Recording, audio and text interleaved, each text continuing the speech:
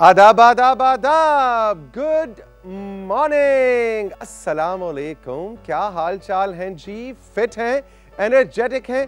अरे क्या बात है आपकी, मतलब सुभान अल्लाह हो गया आज तो। भाई सुभान अल्लाह इसलिए हो गया कि हमें पता ही नहीं चला। क्या पता नहीं चला कि मंडे आ गया है। ये कहां से आ जाता है पीर, और ये क्यों आ जाता है पीर, और ये क्यों हमें दफ्तर जाना पड़ता है, जिंदगी की नौकरी क्यों दोबारा से शुरू हो जाती है। ये एक अप्रोच है जिंदगी को देखने की, जो अक्सर आपको व्हाट्सएप के ऊपर या फेसबुक के ऊपर भी नजर आ रहा था। Monday again, I don't want to go to office, I don't want to go to school, it's Monday again. दूसरा रुख क्या है तस्वीर का? अरे इट्स मंडे अगेन, मैं अपने अच्छे से, पॉजिटिव से, हमेशा ख्याल रखने वाले बॉस को देखने जा रहा हूं। मेरा बॉस, सबसे अच्छा बॉस, आला तरीन बॉस, जो इतना ख्याल रखता है। मेरी नौकरी जिससे मुझे तनख्वाह मिलती है, जिससे मेरा घर चलता है। अगर ये अप्रोच रखेंगे तो यकीन जानिए आपको मंडे बहुत अच्छा लगने लग जाएगा। जरा ट्राई करके देखें। आई नो बहुत से लोगों के लिए मुश्किल काम है, लेकिन इसके लिए जरूरी ये भी है कि आप अपने काम को अच्छा समझने लग जाए। एक कहते हैं कुछ लोग कि जो नौकरी है, नौकरी कभी भी अच्छी नहीं होती। मैं ये कहता हूं नौकरी हमेशा अच्छी होती है। ये डिपेंड करता है कि आप उसको किस लेंस से देख रहे हैं। सो आज के दिन में अपनी जॉब को, अपने दफ्तर को, उसमें से अच्छी चीज़ें ढूंढने की कोशिश कीजिए। अपने बॉस में से अच्छी चीज़ें ढूंढने की कोशिश कीजिए। अपने वर्क स्टाइल, अपने वर्क टाइमिंग्स, अपने काम की नौयत को एंजॉय करने की कोशिश कीजिए। और 2-3 आने वाले सोमवार, पीर या मंडे, कुछ भी आप कहें, उसको लुक फॉरवर्ड करें कि अरे इट्स मंडे मॉर्निंग, चलो जी उठते हैं, दफ्तर जाते हैं। हाँ, मुश्किल काम है? नहीं, मुश्किल काम नहीं है। ट्राई करना है आपने। हम आपको बताते चलें कि आज क्या है हमारे पास आपके लिए।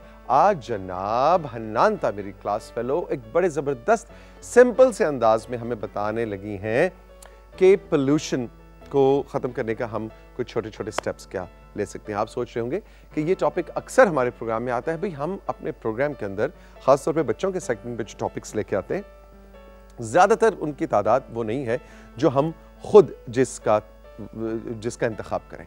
बच्चे खुद हमें बताते हैं कि उन्होंने किस मौजू पे काम करना है। और ये बहुत खुशाइंद बात है साथियों कि बच्चे क्लाइमेट चेंज के हवाले से, ग्लोबल वार्मिंग के हवाले से, इंक्रीजिंग टेम्परेचर्स के हवाले से काम करना चाहते हैं, बात करना चाहते हैं।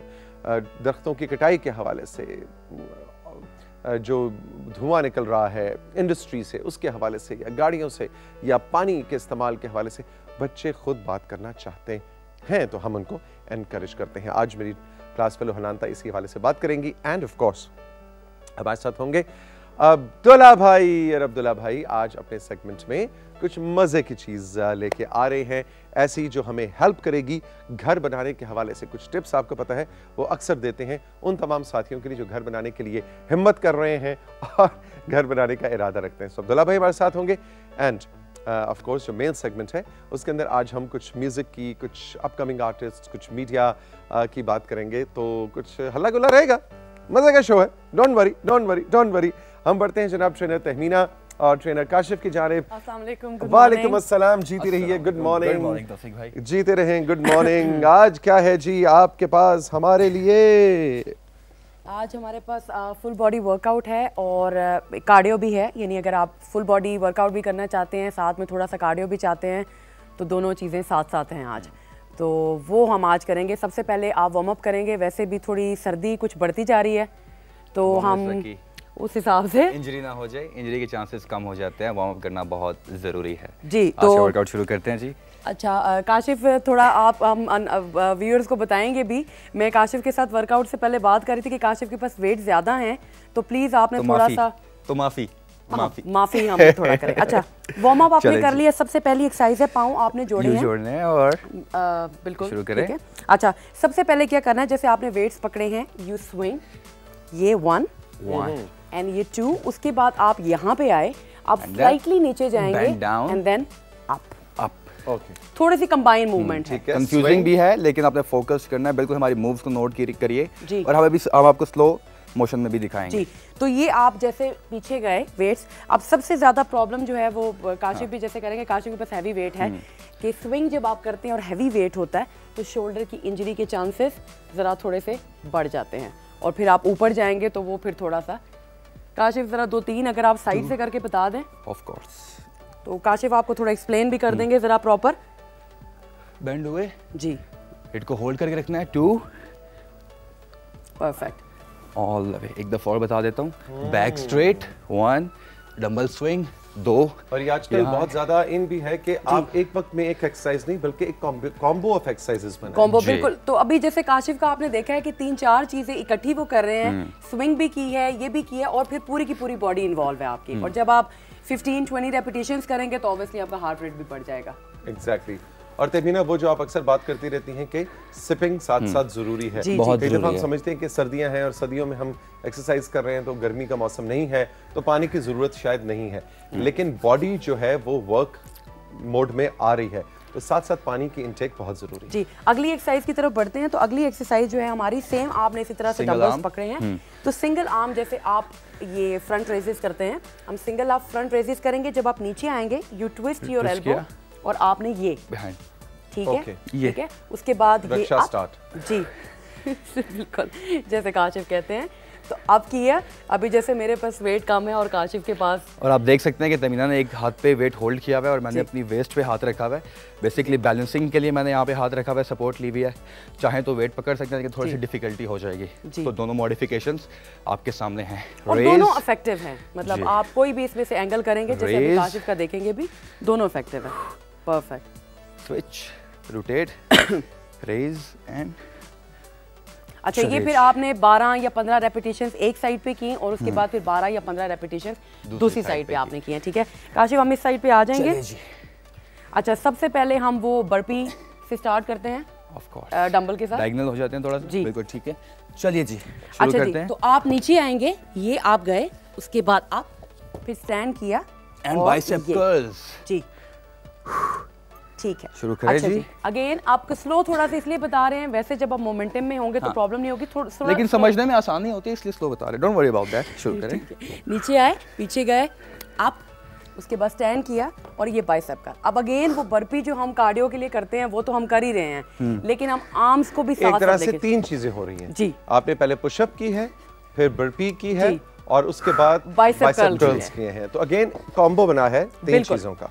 तो ये फिर जिस तरह आप देख रहे हैं, जैसे अभी काशिफ भी कर रहे हैं, ठीक है, कि वो देखने में तो लग रहा है कि जैसे स्लो कर रहे हैं, इससे क्या फर्क पड़ना है, लेकिन जब आप करेंगे मोमेंटम में करते हैं। बिल्कुल बिल्कुल, वेरी गुड। और साथ ही साथ ये हो रहा है कि आपका ब्लड फ्लो लेग्स की तरफ जा रहा है, फिर ऊपर आ रहा है, फिर बाजुओं की तरफ जा रहा है। तो lot of burning muscle fibres, muscle tissue damage होते हैं। मैं काशिफ यहाँ पे एक चीज़, मेरा ख्याल वो साथी जो रेगुलरली जिम जाते हैं वो मुझे शायद एग्री कर सके मेरे सवाल से।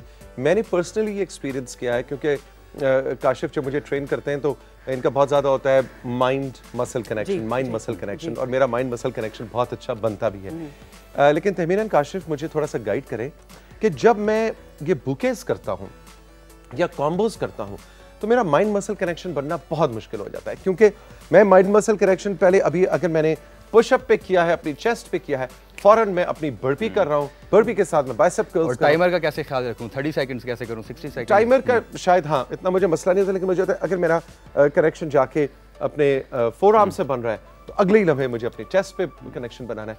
तो वो माइंड मसल कनेक्शन मुझे लगता है कि एक वक्त में एक एक्सरसाइज हो तो शायद ज्यादा बनता है, लेकिन आहिस्ता आहिस्ता ये डेवलप हो जाता है। देखिए, आप जैसे ही आपने पुशअप किया, साथ ही स्टैंडिंग में आपके बाइसेप कर्ल्स करना शुरू कर दिए, तो आपका फोकस बढ़ा है, तवाज़ुन।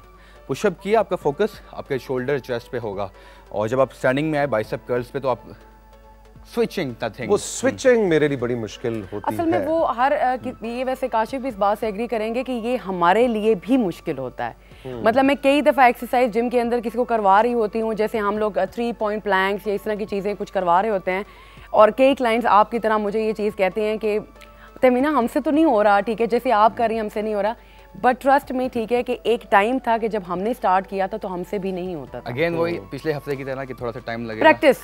Thank you very much. आज की एक्सरसाइज अपने खत्म को पहुंची या एक है? एक दो क्विक एक है, है। आपको बता देते हैं। अच्छा हम सिटअप करके बता देते हैं ताकि एब्डोमिनल भी हमारा थोड़ा सा ऐड हो जाए।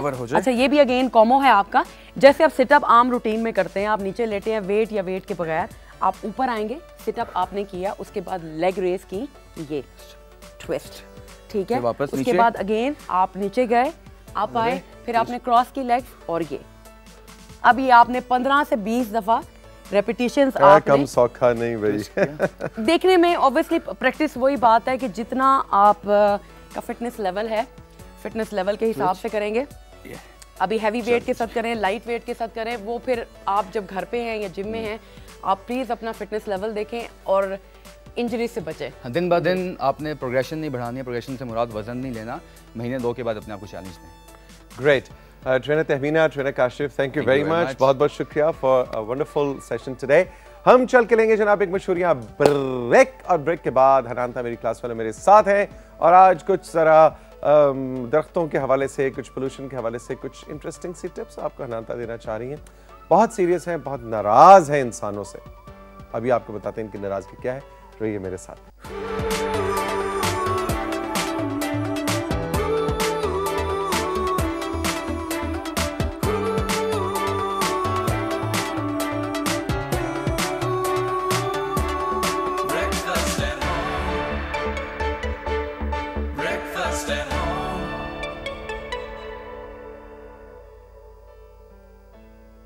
Welcome back, welcome back, welcome back. Breakfast at home के सेट्स पे आज मेरी क्लास फेलो हनानता हमारे साथ बैठी हैं। गुड मॉर्निंग, अस्सलाम वालेकुम। वालेकुम अस्सलाम। क्या हाल चाल है आपके? ठीक ठाक, आप ठीक सुनाएं? है जी। ये आप इतनी नाराज क्यों हैं सब इंसानों से? पोल्यूशन के हवाले से, दरख्त काटने के हवाले से क्या नाराजगी है आपकी? सब लोग दरख्त काट देते हैं। जी। अच्छी बात है? नहीं, अच्छी बात बिल्कुल भी नहीं है। बिल्कुल भी नहीं? नहीं। तो इसमें नाराज क्यों हैं आप? क्योंकि लोग दरख्त को काटते हैं, लेकिन दरख्त असल होते हैं। इसलिए कि लोगों जो है वो दरख्त को काटते हैं, और लोगों सुन लो, दरख्तों को नहीं काटना। अच्छा ये बताएं कि ये जो पोल्यूशन है ये होती क्या है? एयर पोल्यूशन होती है, ये जो गंदगी होती है ना हवा में, उसकी वजह से स्मॉग बनती है। अच्छा, उसकी वजह से स्मॉग बनती है। हाँ, और ये कैसे बनती है? किन चीजों से बनती है? ये जब हम ट्रीज काटते हैं ना, तो फिर रोड्स बना देते हैं, हाउस बना देते हैं, बिल्डिंग्स बना देते हैं, इसीलिए ये होती है। जब ट्रीज कटते हैं, रोड्स बनती हैं, हाउसेस बनते हैं, बिल्डिंग्स बनती हैं, है ना, फैक्ट्रीज बनती हैं, तो उसकी वजह से फिर जो है वो स्मॉग ज्यादा होने लग जाती है, एयर पोल्यूशन ज्यादा होने लग जाती है ना जी? जी। अच्छा, तो इसको अब कैसे हम, इसका इलाज क्या है, जरा वो भी बताएं ना। गुस्सा अपने जरा एक साइड पे रखें थोड़ी देर के लिए, तो ये बताएं कि इलाज क्या है, इसका सोल्यूशन क्या है? मेरे घर के साथ ना एक घर बन रहा था, वहाँ पर बहुत ही सारे ट्रीज थे, उन लोगों ने ना सब ट्रीज काट दिए थे और वहाँ पे घर बना दिया। जी। लेकिन मैं ये नहीं कहती कि आप ट्रीज ना कट करें, मैं कहती हूँ आप कट करें, लेकिन आपने जितने कट किए हैं उतने और प्लांट कर दें। Very good. ये होता है भाई सोल्यूशन। कि हनानता कह रही है मैं ये नहीं कहती कि ट्रीज कट ना करें, ट्रीज कट करें, लेकिन जितने कट करें उतने और लगा दें। यानी अगर मैंने 7 ट्रीज कट किए हैं तो मैं 7 ही और लगाऊं या 9 लगा दूं, तो ज्यादा बेहतर नहीं है? थोड़े से ज्यादा? थोड़े से ज्यादा नहीं, जितने कट किए हैं उतने लगाने हैं। थोड़े से ज्यादा नहीं भाई, सब लोग नोट कर लें, जितने कट किए उतने लगाने, वरना हनानता फिर नाराज हो जाएंगे। लेकिन वैसे अगर थोड़े से ज़्यादा भी होते तो कोई बात नहीं, हो सकता है किसी और ने ज़्यादा कट कर दिए हो तो उसके हिस्से के मैं भी लगा दूँ, है ना? लेकिन द पॉइंट इज कि जितने कट करें, ये नहीं कि उनको कट किया, घर बनाया और अस्सलाम वालेकुम जी आगे निकल गए। नहीं, साथ साथ ट्रीज हमने लगाने भी हैं। बिल्कुल ठीक है। अच्छा, और कोई पॉइंट है आपके पास? जी बताइए। आपको पता है कि ट्रीज लिविंग थिंग्स हैं, वो हमको हेयर भी कर सकते हैं, हमको देख भी सकते हैं। ट्रीज हमें देख भी सकते हैं? जी, हेयर भी कर सकते हैं और सुन भी सकते हैं? जी, लेकिन हमको ये बात नहीं पता, हम उनको देख सकते हैं लेकिन हम उनको हेयर क्यों नहीं कर सकते? क्यों नहीं कर सकते? जी। ये तो गलत, ये तो बिल्कुल सही बात है भाई। जब वो भी लिविंग थिंग्स हैं और हम भी लिविंग थिंग्स हैं, तो हमें एक दूसरे का ख्याल रखना चाहिए और हमें उनकी बात को सुनने की कोशिश करना चाहिए। तो वो क्या हमें बता रहे होते हैं? हमें क्या कहते हैं ट्रीज? अगर हम गौर से उन्हें सुनने की कोशिश करें तो एक ट्री हमें क्या कह रहा होता है? हम अगर गौर से भी सुने ना, फिर भी हमको आवाज नहीं आती। आवाज नहीं आती, बिल्कुल भी नहीं आती। मैं पास जाके किसी ट्री के साथ खड़ा हो जाऊं, मैं को हाँ ऊंचा बोलो, फिर भी आवाज नहीं आएगी। नहीं, क्योंकि वो डर जगह चाहिए, मुझे लगता है। बिल्कुल ठीक है। तो भाई हनानता ने हमें बिल्कुल ठीक निशानदेही की है कि वो बोल नहीं सकते, उनकी आवाज नहीं है।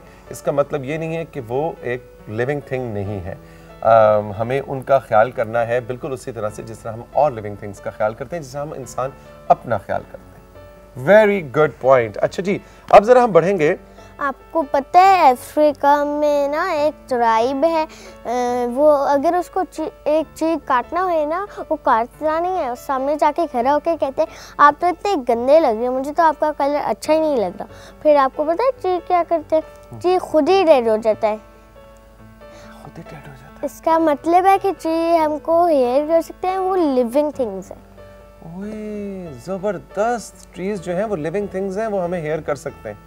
ट्रीज हमारी बात सुन रहे होते हैं जी। ग्रेट।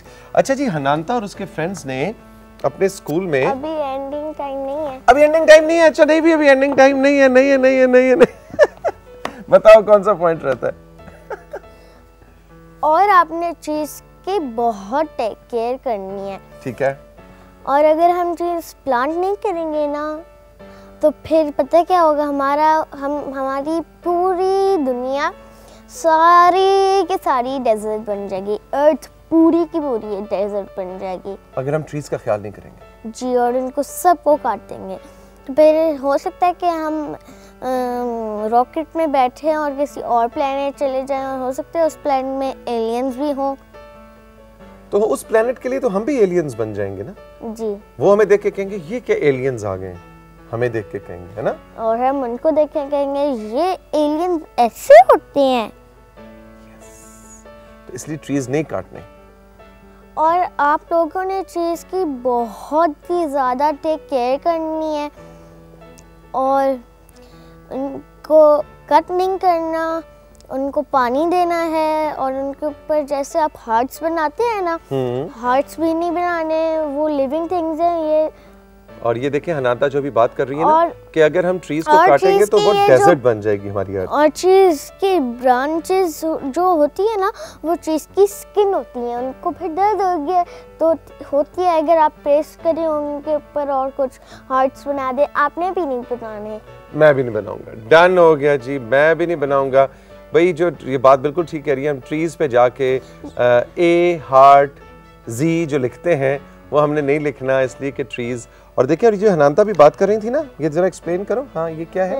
ये पहले होते हैं, ये ट्रीज पहले ऐसे होते हैं, फिर जब हम सारे कट कर देते हैं ना, तो फिर ऐसे होते हैं। देखें क्लाउड्स भी ग्रे हो गए हैं। पहले देखें ना कितना प्यारा था, अब देखें। यस, बिल्कुल सही कह रही है। पहले कितना प्यारा था और अब कितना प्यारा नहीं रहा, है ना जी? ये मेरे फ्रेंड्स का मैसेज है और उसका नाम है मोहित अली। मोहित अली ने जनाब हनानता के फ्रेंड है, उन्होंने ये बना के हमें भेजी। मोहित, थैंक यू वेरी मच। कितना अच्छा आपने एक्सप्लेन किया है। अच्छा, ये वाला जो नहीं मैं आखिर में दिखाऊंगा, ये मुझे बहुत पसंद है, हनानता ने ये खुद बनाया। लेकिन पहले हम जरा ये देख लें। ये मेरी फ्रेंड गुलाली ने बनाया, देखें कितना प्यारा बनाती है। भाई गुलाले बहुत प्यारा बनाती है, इसमें कोई शक नहीं है। अच्छा, ये एक्सप्लेन तो करो ना, इसमें क्या क्या है? उसमें ये देखें, गाड़ी से धुआं निकल रहा है, फैक्ट्री से धुआं निकल रहा है, एयर से ये हेलीकॉप्टर जो भी है, एयरप्लेन जो भी है, उससे धुआं निकल रहा है, फैक्ट्री से धुआं निकल रहा है। और वो मैन सिगरेट पी रहा है और ट्रेन से भी निकल रहा है, और फायर भी लगी हुई है, और चीज कितने कम है। जरा दिखाएंगे जी, मैन सिगरेट किधर पी रहा है? मैन सिगरेट ये। ओए हाँ, मैन सिगरेट पी रहा है। अच्छा, वो ट्रेन इतनी प्यारी ट्रेन है यार, मेरा तो दिल करे इसमें मैं बैठूं, लेकिन उसमें से धुआं निकल रहा है। और उधर से ओए होए होए, और वो छोटे छोटे मुन्ने मुन्ने मुझे ट्रीज भी नजर आ रहे हैं हनानता इसमें। वो देखिए ना कितने कम है। हाँ, कितने कम है। और इंसान ने बिल्डिंग्स और ये सब चीजें इतनी ज्यादा बना दी है ना जी? अच्छा जी, आखिर में ये तो मेरा फेवरेट है। आहा हा हा, ये देखेंगे हनानता ने खुद बनाया। कौन सा कैमरा लेगा जी? 4 लेगा, ये ले जी। ओए होए होए, कितना प्यारा मैसेज है इसमें। क्या लिखा हुआ है इसमें? इसमें लिखा है let's join hands to save trees. Let's join hands to save trees. ये तो मुझे बिल्कुल दिल कर रहा है कि इसको हम एक ट्रीज को सेव करने की कोई इंटरनेशनल मुहिम का एक हम लोगो बना दें इसको।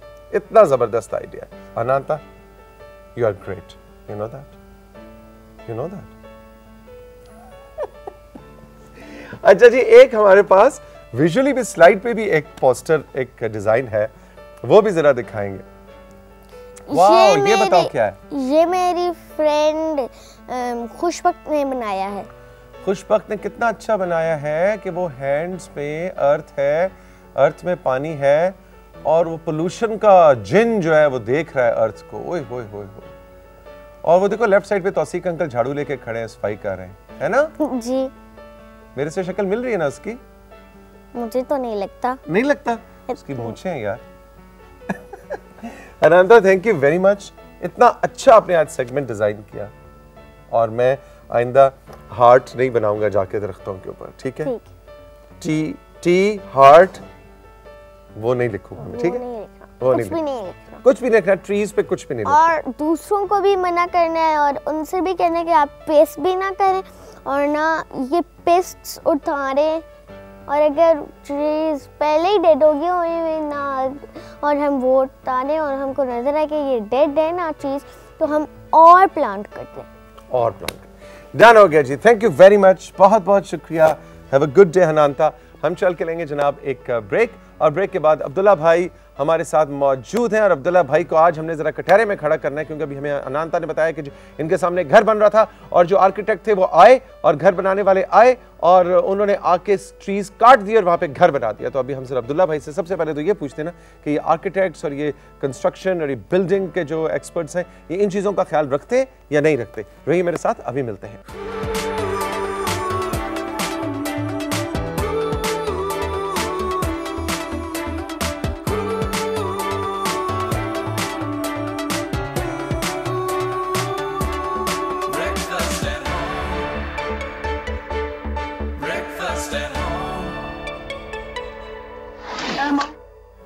PTV news, PTV global US, PTV global UK और पीटीवी होम के नाज़रीन को एक बार फिर हम ब्रेकफास्ट एट होम के सेट्स पे खुशामदीद कहेंगे। हमारे साथ मौजूद हैं आज हमने इनको कटहरे में खड़ा करना है अब्दुल्ला। Good morning. अस्सलाम वालेकुम। Abdullah is one of the leading architects of this country और अब्दुल्ला हमें अपने सेगमेंट में घर बनाने, घर के इंटीरियर्स, उसके लाइफस्टाइल और डिफरेंट इनोवेशंस और एक्सपेरिमेंट्स के बारे में बताते हैं। और आज तो अब्दुल्ला का सेगमेंट शुरू होने से पहले ही हनानता ने एक सवाल रख दिया है। अब्दुल्ला, सबसे पहले ये बताएं कि क्या ऑन अ सीरियस नोट आजकल के आर्किटेक्ट्स या कॉन्ट्रैक्टर्स जब पूरे सिटीज़ प्लान हो रहे होते हैं, तौसीक हैदर सिटी, अब्दुल्ला सिटी, और इन सारी चीज़ों में इस चीज़ का ख्याल रखा जाता है जो अभी हनानता ने जिस तरफ हमारी निशानदेही की? अनफॉर्चुनेटली ऐसा नहीं होता और उसका रीज़न ये है क्योंकि जब भी कोई इस तरह की चीज़ आती है मार्केट में, जब वो कोई आइडिया को कंसीव किया जाता है तो उसमें इतना ज़्यादा जो पैसे इन्वॉल्व होते हैं कि इन सारी चीज़ों को जो है ना वो इम्पोर्टेंस नहीं दी जाती। तो ये इस वजह से नहीं होता, लेकिन ये कि जब वो उसको प्लान कर लेते हैं, उसकी सारी सड़कें वगैरह बन जाती हैं तो डेफिनेटली फॉर द ब्यूटिफिकेशन और उसके लिए जो है वो ट्रीज़ वगैरह को प्लांट किया जाता है। लेकिन हनानता ने जो मैं कहता ना अगर 7 काटे तो 7 लगाने, उस तरह से एज अ पे बैक टू नेचर एक अप्रोच नहीं ली जाती।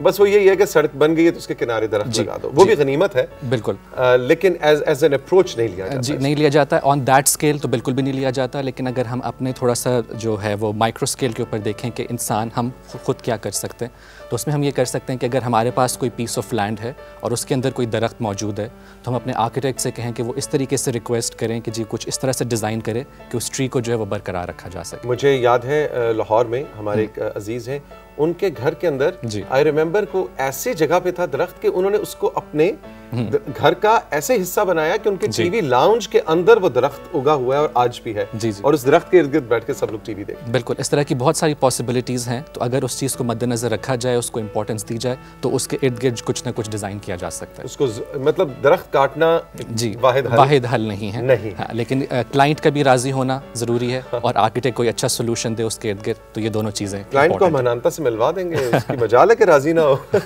जी। अच्छा अब्दुल्ला, आज का जो हमारा टॉपिक है वो क्या है?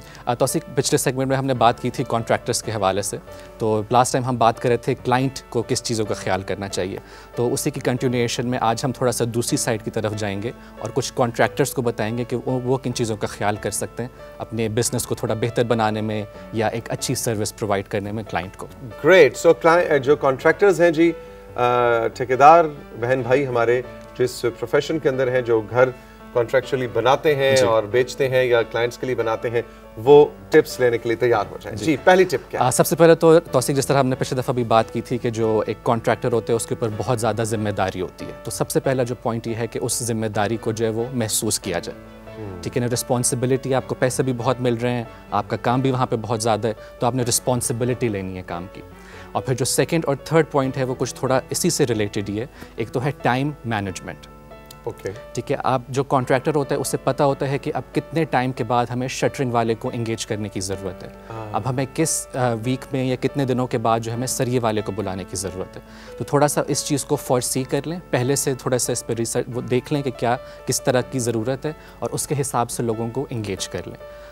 तो ये नहीं कि अचानक एक दिन पता चला कि आज कारपेंटर का काम शुरू होना है, तो पता लगा कारपेंटर जो है वो अपने चचा के बेटे की शादी पे गया हुआ है, मैं तो जी 10 दिन बाद आवांगा। सो इस तरह के मसाइल जो है ना, वो पहले से फोरसी करके अपना पूरा एक टाइमलाइन बना के रखें। जी, तो ये है। और फिर अगेन जो इसमें जो ये इसका एडवांटेज ये भी होता है कि अगर जो एक घर है वो अगर कोई 1 साल ले रहा है तो उसका जो दौरानिया है वो हम कम से कम आधा कर सकते हैं अगर टाइम मैनेजमेंट सही हो तो।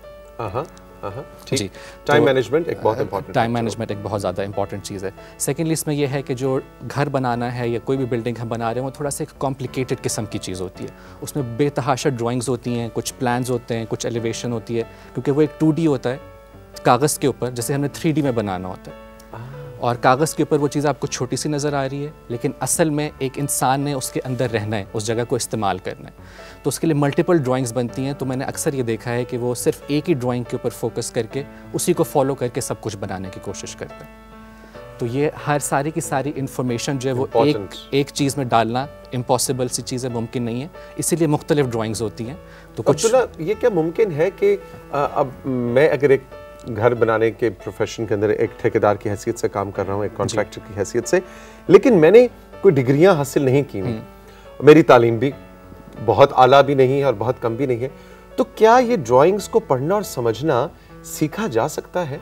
तो उसी वक्त के साथ साथ थोड़ा सा एक्सपीरियंस के साथ आपको ये सारी चीज़ें आ जाती हैं। और पिछले वाले सेगमेंट में भी हमने यही बात की थी कि कोई PhD होना, मास्टर्स होना, कोई रॉकेट साइंस नहीं है कि कोई बहुत आपको तालीम चाहिए उसके लिए, बिल्कुल बेसिक सी अंडरस्टैंडिंग भी हो सकती है। और आप एक घर बनाएंगे, आप उससे कुछ चीज़ें सीखेंगे, लेकिन जो सीखें उसको फिर अगले वाले प्रोजेक्ट में इम्प्लीमेंट भी करना है। और मेरा ख्याल है आप जैसे आर्किटेक्ट्स का भी ये फ़र्ज़ है कि जो कॉन्ट्रैक्टर्स हैं उनको मेरा ख्याल है आधा घंटे में आप खड़े होकर बताएं कि ये इस ड्राइंग को कैसे पढ़ना है, तो आधा घंटे का एक जो सेशन है वो काफ़ी करामत हो सकता है उस शख्स के लिए। बिल्कुल, और वो 15-20 मिनट की एक छोटी सी वो सेशन हो सकता है और वो डेफिनेटली हेल्प आउट करेगा, और जो आने वाले प्रोजेक्ट्स हैं उसमें उसको हेल्प आउट करेगा। कुछ तो मैंने ऐसे लोग देखे जो खुद घर भी बना रहे होते हैं, वो भी इस कदर ड्राइंग्स को समझने लग जाते हैं। जी, ये अपने शौक की बात है, अपने शौक की बात है, आप कितना इंटरेस्ट उसमें ले रहे हैं। अच्छा जी, अगली टिप क्या है? अगले अब हम जो उसके टॉपिक की तरफ, अगला टॉपिक में कह रहा हूँ, तो अगले पॉइंट की तरफ हम जब जाएंगे तो उसमें हम बात करेंगे कि जिस तरह आप भी एक क्रिएटिव फील्ड से ताल्लुक़ रखते हैं, मेरी भी एक क्रिएटिव फील्ड है, तो मेरी हर दफ़ा कोशिश ये होती है कि मैं पिछले वाला घर जो मैंने डिज़ाइन किया है उससे एक बेहतर घर डिज़ाइन करूँ।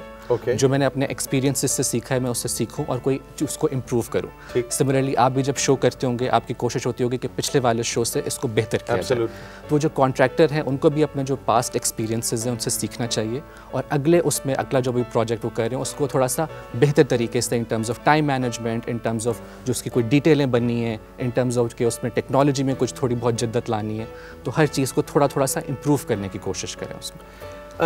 एक मेरे जहन में चीज़ आ रही थी कि अमूमन ये जो प्रोफेशन है ना, इसको थोड़ा सा एक मिसट्रस्ट से देखा जाता है। हम ठेकेदार के बगैर रह भी नहीं सकते और ठेकेदार से हम खुश भी नहीं रहते।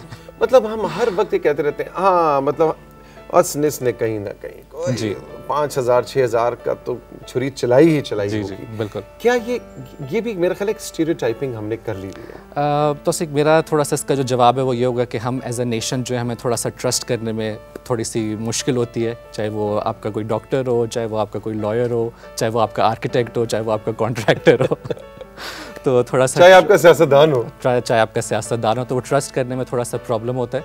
लेकिन आई थिंक एक आध एक्सपीरियंस के बाद आप थोड़ा सा जान जाते हैं, एक आध महीने में ही आपको पता चल जाता है कि हाँ ये बंदा ठीक है कि नहीं ठीक, तो वो उसका अंदाज़ा कर लेना चाहिए।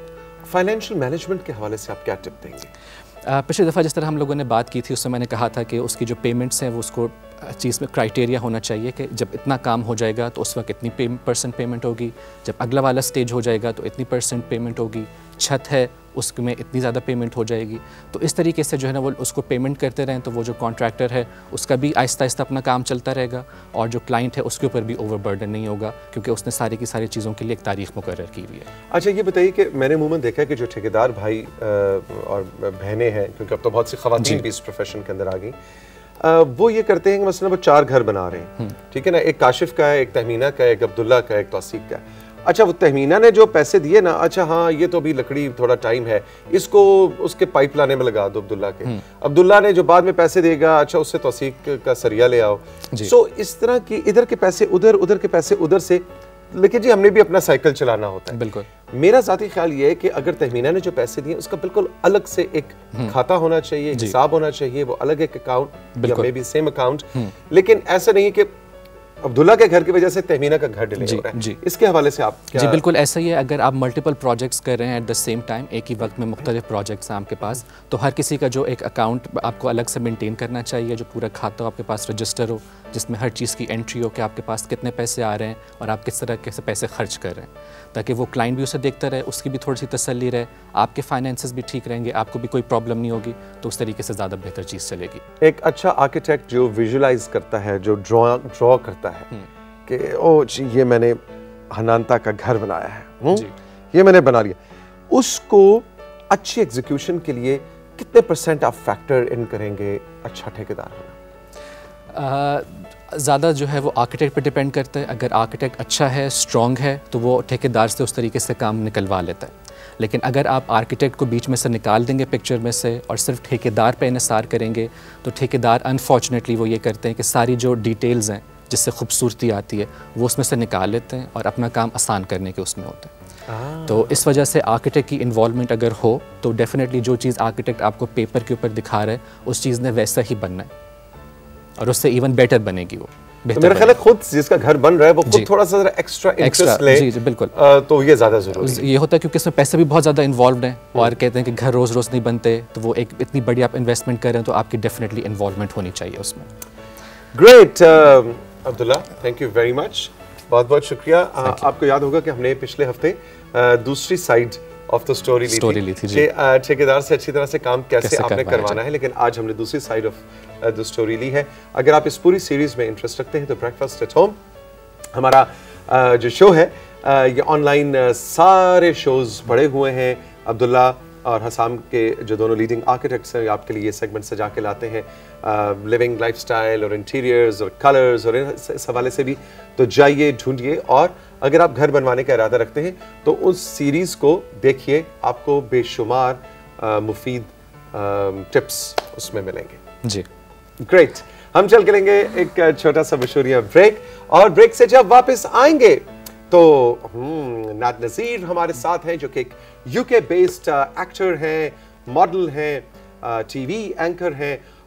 इनसे कुछ बात करेंगे कि बरतानिया में जो मीडिया के हालात हैं वो कैसे हैं, और ख़ास तौर पे देसी म्यूज़िक और पाकिस्तान और इंडिया की जो टेलीविज़न की इंडस्ट्री है इसको यूके में कैसा देखा जा रहा है। ख़ास तौर पे पाकिस्तान की टीवी इंडस्ट्री के बारे में नाद नज़ीर का एक ख़ास पॉइंट ऑफ व्यू है, इसकी ग्रोथ और इसके फ्यूचर के हवाले से वो हम नाद नज़ीर से जानेंगे। And of course how can we forget कि हमारे बड़े प्यारे दोस्त हारिस जराल आज हमारे साथ हैं। कुछ हम लाइव म्यूज़िक क्रिएट करेंगे और हारिस का भी टुवर्ड्स सक्सेस और एक आर्टिस्ट सेटिस्फैक्शन का एक बड़ा खास नजरिया है। और मैं सुन के मैंने कहा what is this, so what is this क्या है, ये हम आपको हारिस की गुफ्तगू में बताएंगे। रहिए मेरे साथ, अभी मिलते हैं।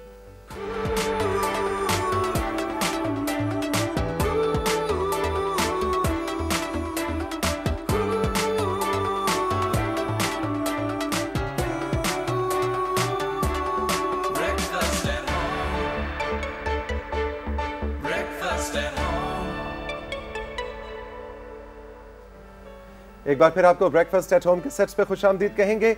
आज कुछ हमने लाइव म्यूजिक क्रिएट करना है, कुछ जरा हमने पाकिस्तानी मीडिया की बात करनी है कि क्या आज का किसी तौसीक हैदर ने अपना करियर शुरू करना है तो क्या सीन है, सीन सेट है या नहीं है, या it is difficult, it is not, media industry किस तरफ जा रही है, मुश्किल होगा आने वाले वक्तों में या और ज़्यादा आसान हो जाएगा। हमारे साथ हारिस जलाल मौजूद हैं। गुड मॉर्निंग, अस्सलाम वालेकुम हारिस, क्या हाल है आपके? बिल्कुल ठीक। और हारिस जनाब बड़ा डिफरेंट सा मज़े का सुंदर सुंदर हल्का हल्का ठंडा ठंडा म्यूजिक क्रिएट करते हैं and you have your own style. Yes, some I try to कि कुछ म्यूजिक बन जाए। म्यूजिक ही लाइफ है, तो बस म्यूजिक को क्रिएट करते हैं और म्यूजिक हमें क्रिएट कर देता है। म्यूजिक को हम क्रिएट करते हैं और म्यूजिक हमें क्रिएट कर देता है। वेरी इंपॉर्टेंट पॉइंट, इसको आगे लेकर चलेंगे। हमारे साथ मौजूद हैं नाद नज़ीर जो कि UK based actor, model, anchor हैं और अब कहते हैं जी पाकिस्तान गेट रेडी, मैं पाकिस्तान वापस आ रहा हूँ जी। गुड मॉर्निंग, अस्सलाम वालेकुम। वालेकुम अस्सलाम, कैसे हैं आप? बिल्कुल ठीक। क्यों पाकिस्तान क्यों आ रहे हैं भाई? मतलब यूके में तो पाउंड में पेमेंट होती है, यहाँ रुपीस में पेमेंट होती है, व्हाई? वहाँ हमने काफ़ी काम किया है जी, बीफी और बीबीसी के लिए, फिर ऑफर आई थी इंडिया, लेकिन हमें चाहिए था कि हम पाकिस्तान में काम करें क्योंकि जो काम अभी पाकिस्तान से लिख रहे हैं ना वो इंटरनेशनली जा रहा है और जो क्वालिटी उसकी आ रही है इज़ टॉप नॉच। तो इस जो ड्रामे के लिहाज से, म्यूज़िक वीडियो के लिहाज से वो इंडिया में भी देखा जाता है and all over the world.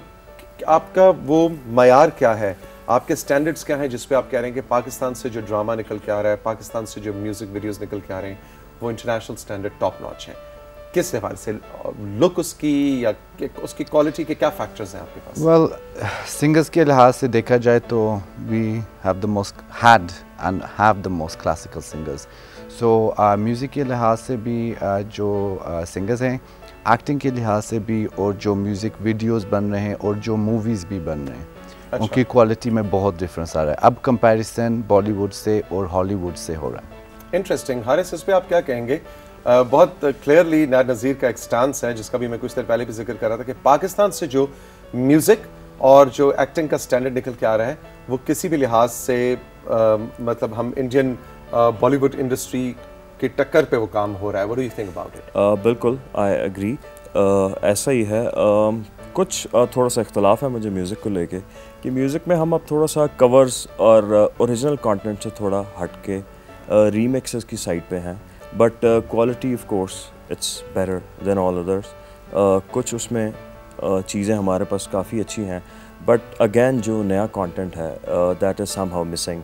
अगर हम देखें तो ज़्यादातर कुछ पिछले 10 सालों में रीमिक्सेस और पुरानी चीज़ों को रीडू करने का थोड़ा सा ज़्यादा ट्रेंड है। और मैं देख रहा हूँ कि ये इवन आज की जो इंडियन फिल्म निकल के आ रही है उसमें भी ये ट्रेंड बहुत ज़्यादा हो गया कि पुरानी फिल्मों में से एक हिट नंबर उठाया, उसको मिक्स करके आपने उसको सेलेबल प्रोडक्ट बनाना जरूरी। बिल्कुल, इट इज़ लाइक दैट। हम पुराने गाने करते हैं, इवन अब तो लोगों ने पहले हुआ करता था, अब 30-40 ईयर्स पुराने गानों को रीडू किया करते थे जो लोग भुला गए हैं। तो अच्छी बात अब तो 8-8 साल पुराने हो रहे हैं। नहीं मतलब मैं कभी कभी पूछता होता हूँ कि क्या ऐसा होगा कि जब पिछला सारा म्यूज़िक हम लोग एक दफ़ा ख़त्म कर लेंगे दोबारा करके तो तब नया कंटेंट करेंगे? आई थिंक हमें कुछ नया करने की ज़रूरत है। नए टाइम्स हैं, लोग अपडेट हो रहे हैं, क्यों पुरानी चीज़ों पे हम एक सेफ अप्रोच करते हैं? Why not we are so ready to take risk and create something new जो कि हमारे लिए भी एक जर्नी हो और लोग भी उसको एंजॉय करें। सो नया कंटेंट क्रिएशन डिफिकल्ट है, आसान है? आई थिंक एक ये सेफ्टी की लिहाज से भी होता है, जो गाने गाए जाते हैं जो पहले के हिट होते हैं कि वो लोगों को पता है पसंद है, सो उसका डिफरेंट वर्जन सुनना आई थिंक लोगों को भी पसंद होता है, लेकिन न्यू कंटेंट भी अच्छा रहता है। लेकिन फिल्में जैसे पाकिस्तानी होती थी, पहले बॉलीवुड में बनती थी या हॉलीवुड में फिर पाकिस्तान में, अभी ये ट्रेंड कुछ कम हो रहा है। तो ये नया फ्रेश कंटेंट्स इसमें निकल रहा है, तो आस्ता से आप नोटिस कि डिफरेंट स्टोरी लाइन्स निकल रही हैं। Net, what do you think आजकल के एक यंगस्टर को जो कि मॉडलिंग में या एक्टिंग में, ये सवाल मैं अक्सर अपने गेस्ट से पूछ रहा होता हूँ ताकि उनकी टेक सामने आए। आजकल के दौर में जब आपका पीटीवी भी, आपका कोई रेडियो चैनल भी, रेडियो पाकिस्तान या आपका जियो, ARY, हम सब कुछ आपके अपने हाथ में, आप खुद अपने जियो हैं, आप अपने खुद पीटीवी हैं, आप अपना खुद समा है, हम हैं, आपने एक फ़ोन उठाया, आपने अपना कंटेंट क्रिएट किया और डाला। दुनिया की कोई ताकत नहीं जो आपको, अगर आप अच्छे हैं तो, रोक सके। What is your take on ये बिल्कुल आपने सही बात की। काफ़ी लोग हैं जो सोचते हैं कि हमने गाने हमारे पास बजट नहीं है म्यूज़िक वीडियो बनाने के लिए, लेकिन biggest power tool is your mobile phone. So इसके लिहाज से आप फेसबुक पे, यूट्यूब पे अपने गाने गुनगुनाएं और अपलोड करते जाएं, और कहीं ना कहीं अगर आपकी आवाज़ में कुछ डिफरेंस और कुछ कला है तो वहाँ आपको स्पॉट किया जाएगा। टिकटॉक है, इतने ऐप्स हैं, आप जो जिस फील्ड में है आप, मीडिया में, आपने आपको खुद ही आपको प्रमोट करना पड़ता है। इस वाले से बात को थोड़ी देर में आगे बढ़ाएंगे क्योंकि इसमें हारिस की भी अपनी एक टेक है, फेक लाइक्स, और उस हवाले से हारिस आपसे उस पर बात करेंगे। लेकिन हमें एक ब्रेक पे जाना है। ब्रेक पे जाने से पहले कुछ, भाई नाट सिंगर बैठा हुआ हो तो ये नहीं हो सकता कि हम गाना ना सुने। तो ऑफ कैमरा हमारे साथ मूसा रजा मौजूद हैं जो कि गिटार पे हारिस का साथ देंगे। और हारिस, कहाँ से हम शुरू करें? खुदाया से, जो आपका बड़ा ज़बरदस्त ट्रैक आजकल जा रहा है। खुदाया से। पानियों सा चेहरा, सहरा से गहरा जैसे बादलों, छुपे छुपे सौंदे सौंदे पल, रास्ता तुम्हारा देखो मैं बेचारा, काहे भूलते जिंदगी में बीते हुए पल, बीते हुए पल, बीते हुए पल। खुदा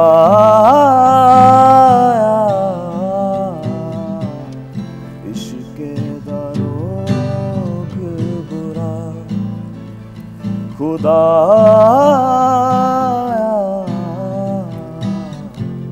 इश्क़ दरोग बुरा।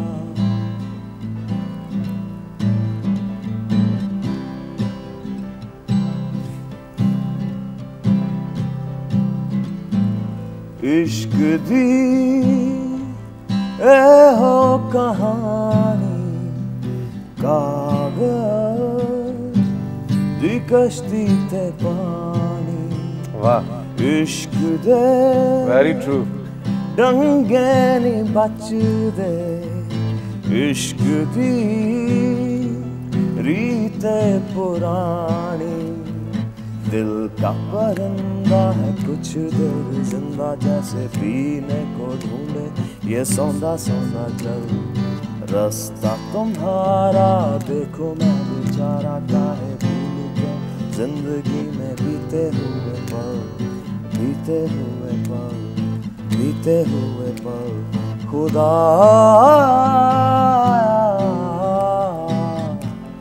इश्क़ दरोग बुरा, खुदा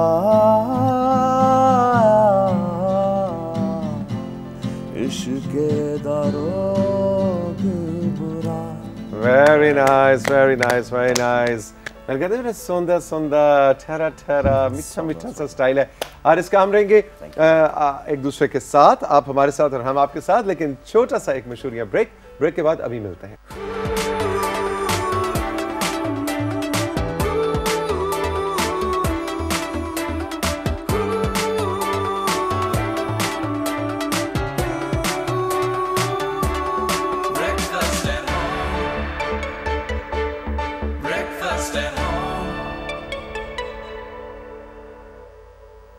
ब्रेकफास्ट एट होम के सेट्स पे आज हमारे साथ मौजूद है नैद नज़ीर, जो कि यूके बेस्ड एंकर, मॉडल और एक्टर हैं, लेकिन अब रिसेंटली इस्लामाबाद और कराची और लाहौर में भी नज़र आते हैं। He is switching his career to Pakistan. उनसे भी गप लग रही है। और हारिस जरार हमारे साथ मौजूद है जिनका अपना सौंदा सौंदा मीठा मीठा स्टाइल है म्यूज़िक का, और ठंडे ठंडे से स्टाइल में बातें भी ज़रा ठंडी ठंडी सी, मीठी मीठी सी।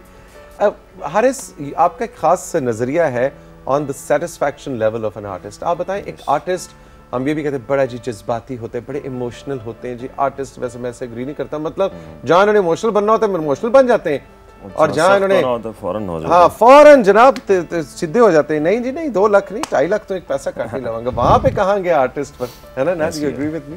तो ये आर्टिस्ट बड़े चालाक होते हैं, ये ऐसे यूं स्विच करते रहते हैं। What is your take on satisfaction level? एक आर्टिस्ट सेटिस्फाइड कब होता है? जब उसको पर शो जनाब कोक स्टूडियो में गाना आया और आपके रेट्स ऊपर गए और 10 लाख रुपए मिलना शुरू हो गया, ये सेटिस्फैक्शन लेवल है? अनफॉर्चुनेटली अब समझ लिया गया है इस चीज़ को ऐसा, लेकिन ये है नहीं है। उसको आप देख लें कि बेसिकली जब आप छोटे होते हैं, एक आर्टिस्ट जब अपनी छोटी एज में होता है, जब वो आर्ट उस पर भी खुल रहा होता है, वो खुद एक्सप्लोर कर रहा होता है कि मेरे अंदर क्या टैलेंट्स है या क्या चीज़ें हैं, और वंस आप वो चीज़ें एक्सप्लोर कर लेते हैं उसके बाद आप चाहते हैं कि आप उसको दुनिया के आगे प्रेजेंट करें। ठीक राइट, आपके की गोल्स ये होते हैं कि आपका जो आर्ट है वो निकल के बाहर आए। ठीक, लेकिन लेटर ऑन जब ये कुछ अच्छे रेट्स, कुछ बहुत ज़्यादा लाइक्स और नंबर ऑफ़ शेयर्स, और जब ये चीज़ों में आप जब कैलकुलेशंस में पड़ जाते हैं, आपकी सोल जो है वो एक सेटिस्फैक्शन का जो एलिमेंट है ख़त्म हो जाता है। फिर वो 10 के 20 लाख आप करते हैं, 20 के 30, 50, एक अजीब सी दौड़ होती है, और जिसके यूजुअली आप एंड्स देखते हैं कि बड़े बड़े क्रिएटिव और लोगों को खुश और राज़ी इंटरटेन करने वाले लोग जो हैं वो सुसाइड और इस तरह की चीज़ों में एट टाइम्स चले जाते हैं। वो रीज़न यही होती है कि असल जो सेटिस्फैक्शन जिसको वो घर से लेके चले होते हैं, अगर let's say if I talk about my self कि मैं एक म्यूजिशियन या एक सिंगर हूँ, मेरी बेसिक ख्वाहिश ये है कि मैं गाना गाऊँ, मेरा गाना सुना जाए, और वो जो आर्ट और वो जो क्रिएटिविटी है वो मुझ पर उतरे। लेकिन अगर मैं थोड़ी देर बाद यही सारी चीज़ें चेंज कर दूँगा और मैं अपनी खुशी को कुछ लाइक्स पे डिपेंड करना शुरू हो जाऊँगा, एक ख़ास तरह की सेटिस्फैक्शन मुझे ये मिलेगी कि अगर नंबर्स ऑफ लाइक्स इतने होंगे तो then I will be satisfied.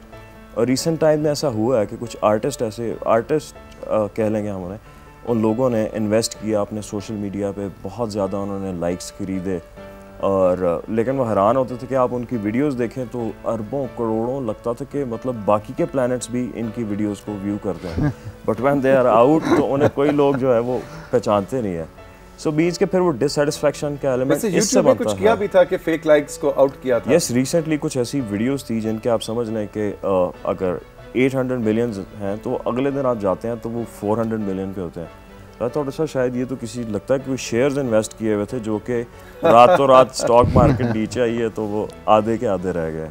लेकिन आपकी बात बिल्कुल ठीक है, लेकिन हो सकता है पैसा ज्यादा लेना ही या लाइक्स वो आपको सेटिस्फाई कर रहा, तो इसमें क्या बुराई है? अच्छा, इसी तरह का एक पॉइंट एक जो मेरे एक दोस्त मेरे से कर रहे थे कि अच्छा अगर अच्छे आप ड्रेसअप हुए हो, आप अच्छी गाड़ी में जाएं तो एक अच्छा इंप्रेशन पड़ता है, बट मैंने उनसे फिर जवाब में ये सवाल किया कि इज़ दैट पॉसिबल कि मैं दुनिया की सबसे बेस्ट गाड़ी लेके किसी अच्छे डायरेक्टर के पास सबसे अच्छा परफ्यूम लगा के चला जाऊँ, आर यू श्योर कि वो काम मुझे मिल जाएगा या मेरे टैलेंट पे चीज़ें बेस करेंगी? सो टैलेंट असल चीज़ है, उससे हम हट जाते हैं, हम बाकी लवाजमात में पड़ जाते हैं। Ned, what is your take on this? My take on this is कि जो लोग एंटरटेनमेंट में होते हैं, जो असली होते हैं एंटरटेनर्स, उनको यही होता है कि हम एंटरटेन करें, तो उनकी जो back office team, PR, marketing, management होती है, उनको ऑब्वियसली इंटरेस्ट होता है पेमेंट से, लेकिन जो असली एंटरटेनर होता है उनको एंटरटेनमेंट से और उसकी क्वालिटी से होता है। बट पैसा बुरी चीज़ तो नहीं है? नहीं, बुरी चीज़ तो नहीं है। जैसे सब लोगों ने अपने बिल्स देने होते हैं, एक्टर ने भी या मॉडल ने या VJ जो भी आपकी मीडिया में मार्केट है, बिल्स तो सबको देने पड़ते हैं, लेकिन आई डोंट थिंक कि उसको प्राइम फोकस होना चाहिए। पैसे सिर्फ प्राइम फोकस नहीं, काम की क्वालिटी को I give first priority. Net के लिए सोर्स ऑफ हैप्पीनेस क्या है? Source of happiness is entertaining because I'm in this field, so the main thing is entertaining and working. UK में और पाकिस्तान में my nickname is in the modeling world is the chocolate boy, compared to Wahid Murad, which is a big compliment. So we've done a few takes on his life and so on, but it's कभी आप media में ये नहीं होता कि आप एक stage पे पहुंच जाए, जैसे आप कहेंगे अब मैं I'm done.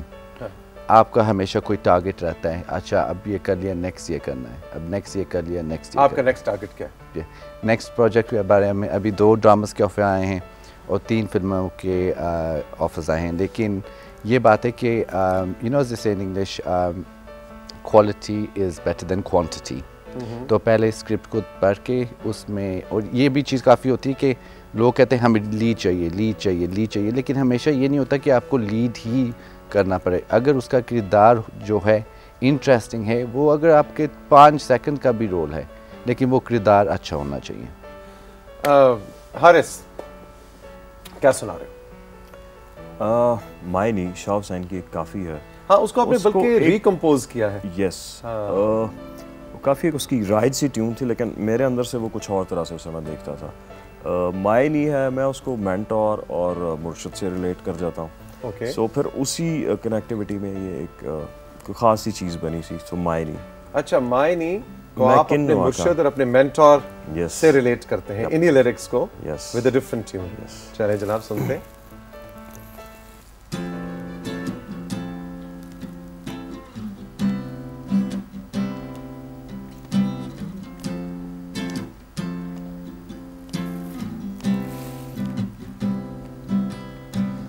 मायनी मैं किन्नू आखा, मायनी मैं किन्नू आखा, मायनी मैं किन्नू आखा, दर्द विछोड़े दा हाल दर्द विछोड़े दा हाल नी, मायनी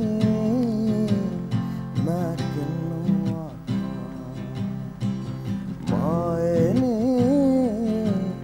मैं किन्नू आखा।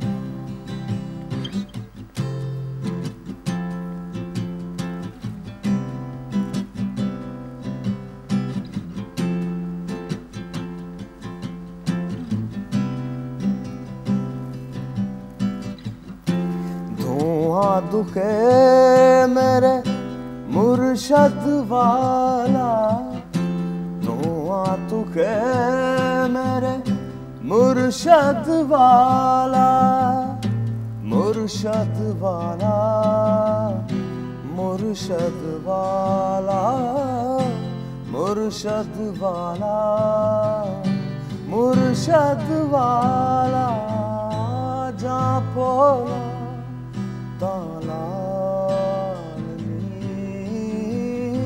जा पोला तालाल री, मायनी मैं किन्नू आखा,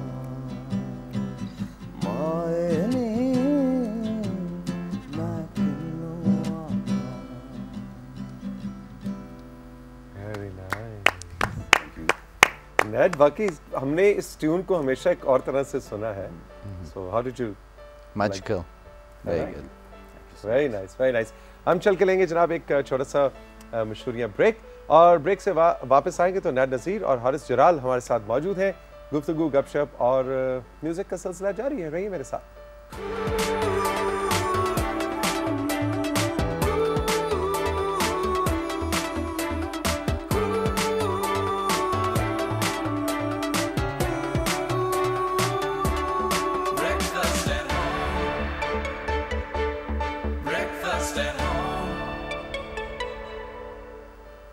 ब्रेकफास्ट एट होम के सेट्स पे आज हमारे साथ मौजूद हैं नेड नज़ीर और हारिस जर्राल। अच्छा भाई नेड, पीटीवी, ये बताएं कि पीटीवी आप भी बचपन में, मतलब आप यूके में रहे पले बड़े हैं, तो हम यहाँ पे तो हम तो पीटीवी के साथ हम बच्चे थे ना, जवान हुए।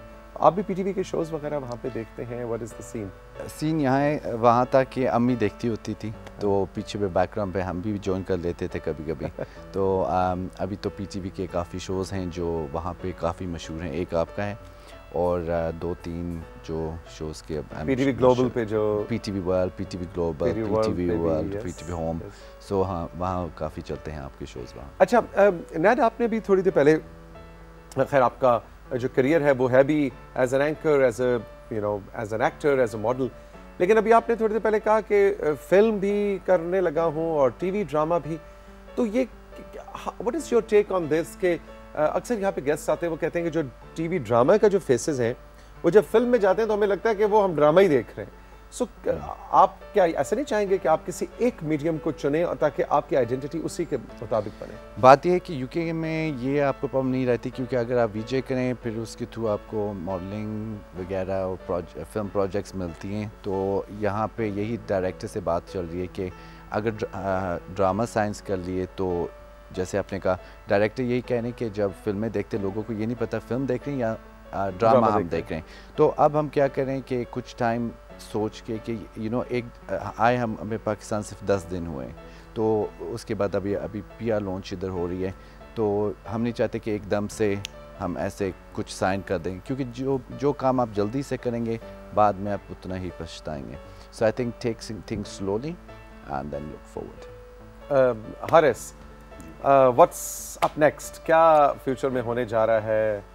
अच्छा, अप नेक्स्ट आपकी पहली बात से ही वो रिलेट होगा कि आप जैसे अभी कह रहे थे कि आपका जो सेल फ़ोन है ये ही आपका एक TV चैनल है जो आप लॉन्च कर सकते हैं। सो एक मेरा क्रॉस कंट्री ट्रिप था अमेरिका में, east to west by road किया था, और वो सारी जर्नी और बीच में जो है वो मेरा एक सॉन्ग है, उसका वीडियो मैंने अपने सारे फ़ोन से शूट किया है। डिफरेंट लोकेशंस हैं, फिर खुद ही ट्राईपॉड कहीं फिक्स करके मैं सामने आके लिपसिंग कर रहा हूँ।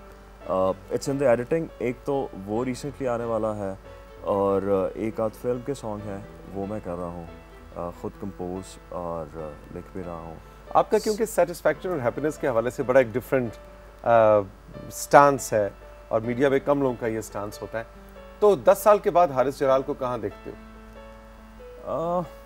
अगर आप बहुत बड़े स्टार ना बन सके तो क्या होगा? अच्छा, अगर स्टार ना बन सका और अगर बन गया, मुझे लगता है कि किसी खूबसूरत सी बैकयार्ड में कोई शख्स बैठा सुकून से अगर कॉफ़ी पी रहा है, कोई नावल पढ़ रहा है, किसी अच्छी सी हवा को फील कर रहा है, आई थिंक शायद वो मैं होऊंगा, क्योंकि इवेंचुअली मुझे लगता है यही एक ऐसी जगह है जो मुझे अभी भी सेटिस्फाई करती है, और यही ड्रीम है, क्लोज टू नेचर, किसी एक ख़ास जगह पे। Either I'll be successful or not, but I'll be peaceful. That's my goal. Wow. Successful or peaceful? Yes. की जो differentiation है, that's really clearly laid out. और you're absolutely right कि जो peace है ना, उसका शोहरत से कोई ताल्लुक होता नहीं, ना ही बहुत ज़्यादा पैसे से होता है। ऐसे ही है, सक्सेस मिल जाती है, but peace you can't buy come peace. लोगों को मिलती है, you can't buy it. और एक्चुअली है भी वही चीज़, अगर peace ना हो तो सारी चीज़ें it's incomplete. So I pray to be peaceful first and then successful secondly. Lovely. I pray to be peaceful. नेड, आखिर में ये बताइए कि आपको इस वक्त पाकिस्तानी फिल्म के अंदर सबसे अच्छा काम करते हुए कौन एक दो लोग नजर आ रहे हैं एज एक्टर्स बिग स्क्रीन पे, जो आप कह रहे हैं ओह the real film big screen stuff? Give me a couple of names. बचपन से हमने देखा है ऑब्वियसली शान, और उसमें जो इम्प्रूवमेंट भी आई है, उस टाइम पे तो फिल्में भी काफ़ी डिफरेंट बनती थी। एक शान होता था 50 आदमियों को मार देता था, लेकिन अब अभी भी I think Shaan is one of the Leeds.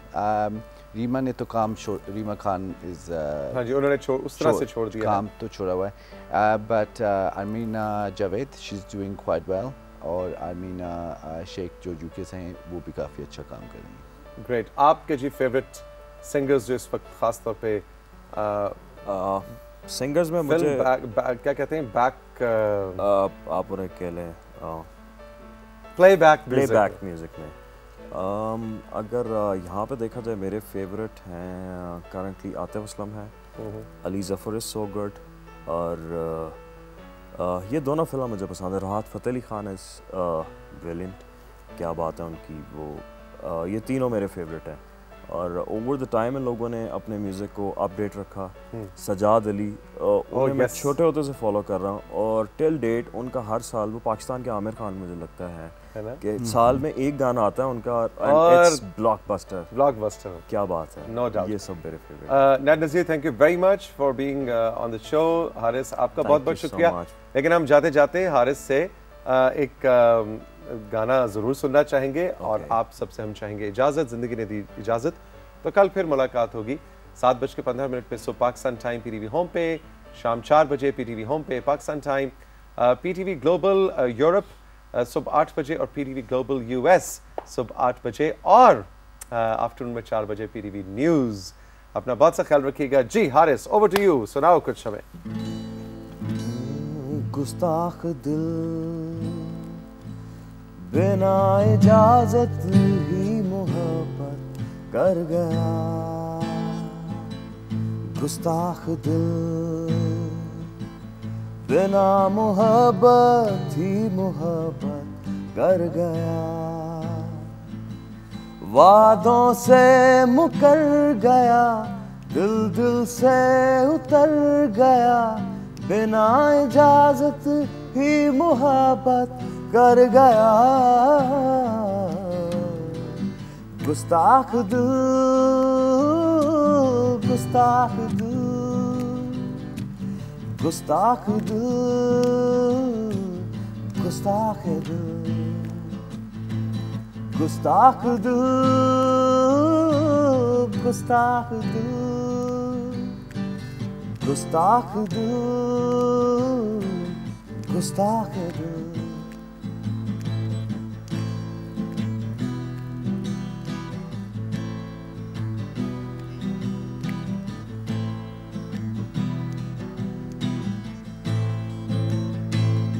जो इसकी राह पे चलता है, मौत के घाट उतरता है, ये खुद ही रुखसत करता है, ये खुद ही आहें भरता है।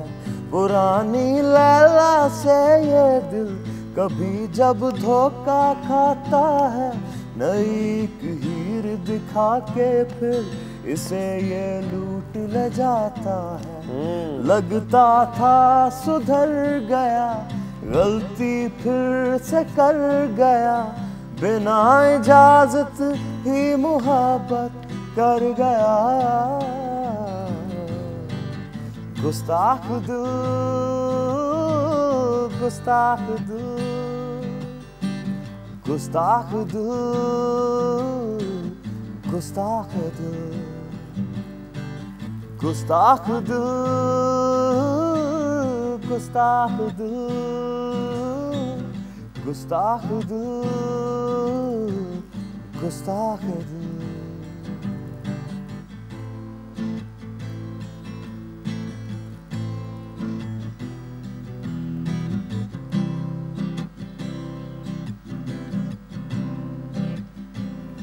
जमीन पर ये रहता है, चांद से नजरें लड़ाता है, बसा कर तिनकों की बस्ती इसे फिर आग लगाता है। बड़ा खुदगर्ज है ये दिल, वफा का ढोंग रचाता है, ये दिल बाजार में खुद को बचा